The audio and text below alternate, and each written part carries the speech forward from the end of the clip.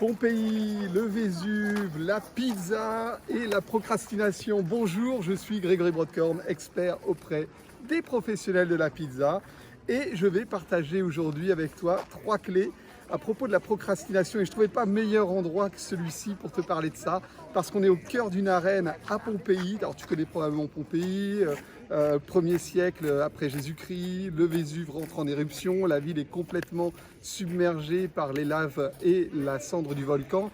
Et aujourd'hui, on peut visiter ce lieu archéologique, peut-être le plus beau du monde, et y voir tous les vestiges. Pink Floyd a fait un concert dans cette arène, et du coup, les énergies, tu sais que j'y tiens toujours, elles sont bien là et bien présentes. Alors pourquoi j'avais envie de faire cette vidéo sur la pizza et la procrastination? Parce que peut-être que c'est l'effet crise sanitaire, peut-être que c'est l'effet vacances, enfin je ne sais pas pourquoi, mais aujourd'hui je ressens que les professionnels ont du mal à prendre des décisions. Alors quelles sont ces décisions qu'il faut prendre? Eh ben, c'est la nouvelle carte peut-être pour la boutique, pour la pizzeria, avec des nouveaux produits, des nouvelles recettes, peut-être un nouvel empattement.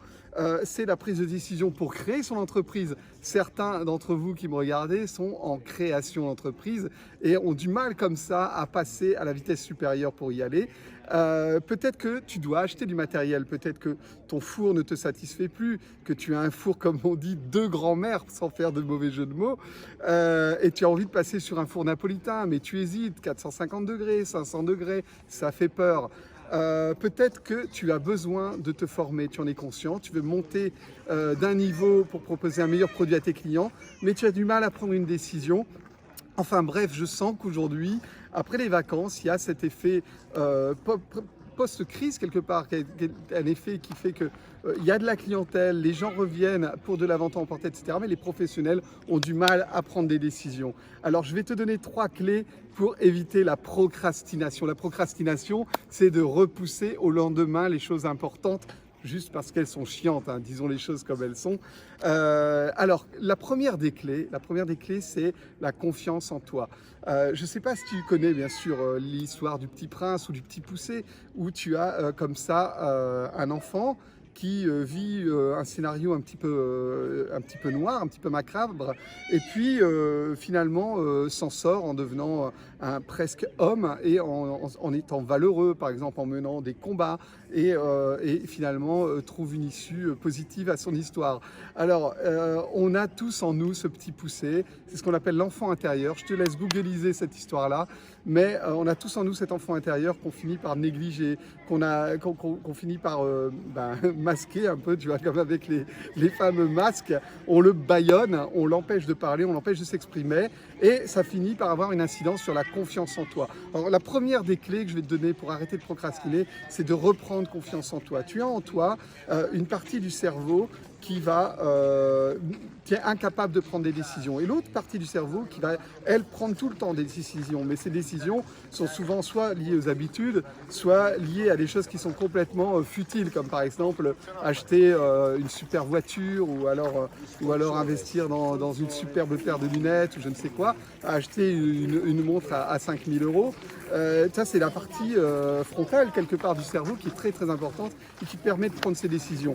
Mais la bonne décision à prendre, c'est l'autre partie de ton cerveau qui la prend, c'est ce qu'on appelle l'instinct.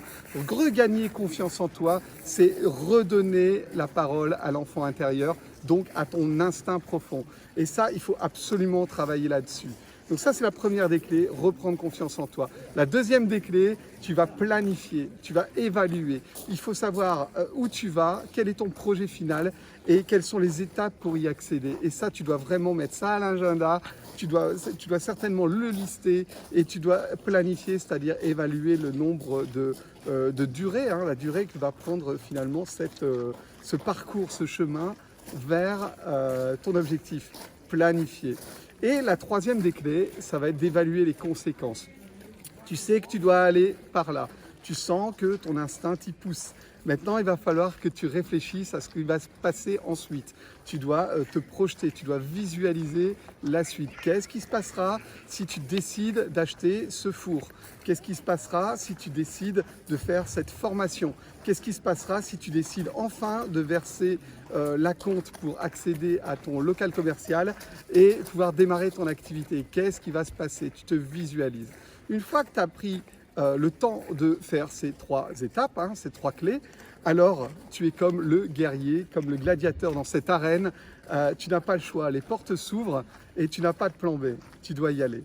Tout simplement, d'accord? C'est un peu comme si je te ramène à la vidéo sur la douche froide, il n'y a pas de plan B, tu as la douche froide, tu la prends et point barre, quoi. Tu sais que c'est bon pour toi et tu n'as pas d'autres alternatives, tu n'as pas le droit de renoncer.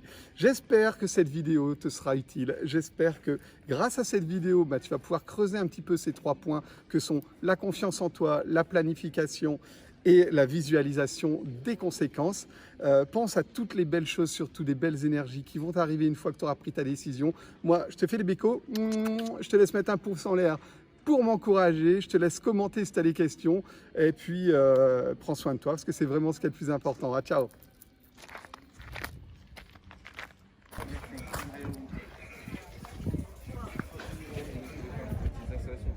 Sans guerre de modification.